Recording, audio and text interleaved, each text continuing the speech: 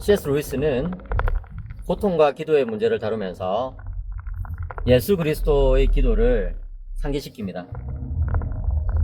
특별히 예수님의 이 겟세마네 기도를 상기시키는 것이죠. 사실은 이 개인 기도라는 이 작품은 C.S. 루이스가 사랑하는 아내 조이를 잃고 나서 이제 쓴 그런 작품입니다.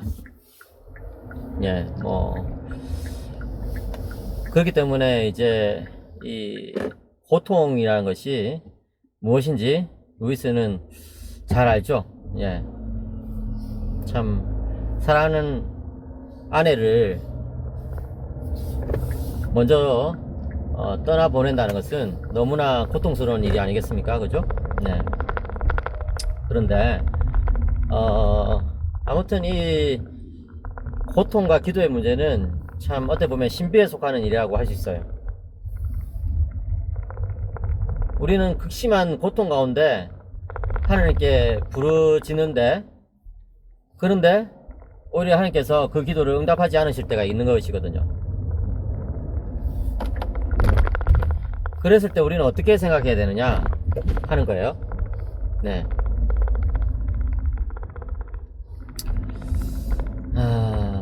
참 어려운 문제죠. 예, 어려운 문제예요. C.S. 루이스는 겟세마네 기도를 상기시킵니다. 겟세마네 기도. 여러분, 겟세마네에서 예수님께서 기도하신 것들을 한번 떠올려 보시면은 참 인간이 처할 수 있는 가장 극심한 상황에서 드린 그 기도라는 것을 알 수 있습니다. 제가 읽어 드리겠습니다. C.S. 루이스가 자기 친구, 이 가상의 친구 말콤에게 쓴 편지 한 부분입니다. 주님은 먼저 고뇌의 기도를 드렸네. 그 기도는 받아들여지지 않았지. 그 다음 주님은 친구들을 바라보셨네. 그들은 잠들어 있었지. 그 다음 주님은 교회를 바라보셨네. 그런데 주님이 만드신 바로 그 교회가 주님에게 유죄 판결을 내렸어. 주님은 또 다른 가능성을 보여주셨네. 국가였지. 이 경우에는 로마 제국이야. 로마 제국은 대체로 세속적인 차원의 정의를 부르짖었네. 근데 주님은 복잡한 정치 상황 속에서 국가의 적이 되셨네. 하지만 희망이 완전히 사라져버린 건 아니었네. 민중에게 호소할 수 있었으니까. 그러나 그들은 하룻밤새 살기등등하게 그분의 피를 요구하며 소리치는 폭도로 변했다네. 이제 주님이 기댈 때라곤 하나님밖에 없지. 그런데 하나님이신 분이 하나님께 했던 최후의 말은 이것이었네. 어찌하여 나를 버리셨나이까. 네. 주님의 그 겟세마네 기도야말로 가장 고통스러운 상황 속에서 드린 기도라고 할 수 있지 않겠습니까? 그런데 바로 그런 상태에서 우리는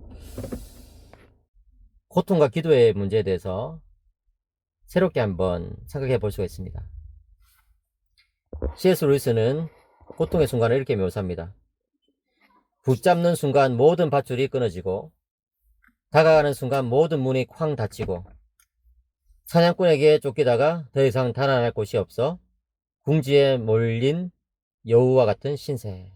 가장 필요한 순간에 하나님이 없는 것 같은 그런 고통에 대해서 맞닥뜨리게 되는데요. C.S. 루이스는 이렇게 말합니다.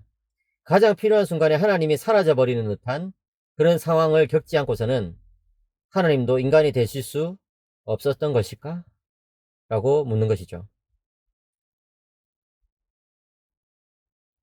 고통을 겪는 사람 앞에서 루이스는 손쉬운 위로를 하지 않습니다. 기도하면 하나님께서 고통을 다 없애주신다 이렇게 말하진 않아요. 왜냐면은 그것은 맞는 말이 아니잖아요. 기도하면 하나님께서 다 고통을 없애주시지 않거든요. 그렇기 때문에 그렇게 값싼 위로를 하는 것은 오히려 그 당사자에게 더 큰 고통을 줄 수 있다고 C.S. 루이스는 말합니다. 우리는 어떻게 해야 되느냐? 고통 중에 기도하고 있는 사람에게 찾아가서 솔직하게 이렇게 말해야 되겠죠. 저는 당신의 고통을 다 이해할 수 없습니다. 예. 그리고 나서 우리는 함께 그리스도를 바라봐야 할 것입니다. C.S. 루이스는 고통을 우리가 잘 감당하면은 그리스도의 순환에 동참할 수 있게 된다라는 말을 남겼습니다. 그리스도의 이 겟세마네 기도는 역설적이게도 하나님으로부터 버림받는 것을 가장 극명하게 잘 보여주는 사건처럼 보입니다. 그런데 바로 그런 사건 속에서 예수님은 고통받는 모든 인간들과 연대하시고 하나가 되셨죠. 예. 고통받는 사람들은 고통의 그 어둠 속에서만 함께 있음으로써 진실되게 서로를 대면할 수 있습니다. 그래서 어떤 면에서는 기도가 우리의 고통을 다 없애주지는 않지만 기도는 분명히 고통이 가지고 있는 그 신비를 깨닫게 해주고 또 그 유익을 우리들에게 전달해주는 통로가 될 수 있습니다. C.S. 루이스는 이렇게 말해요. 생각 없이 말하지 마라. 근데 그와 함께 생각 없이 생각하지 마라 라는 충고도 중요하다고 말합니다. 생각 없이 생각하지 마라는 말이 무슨 말일까요?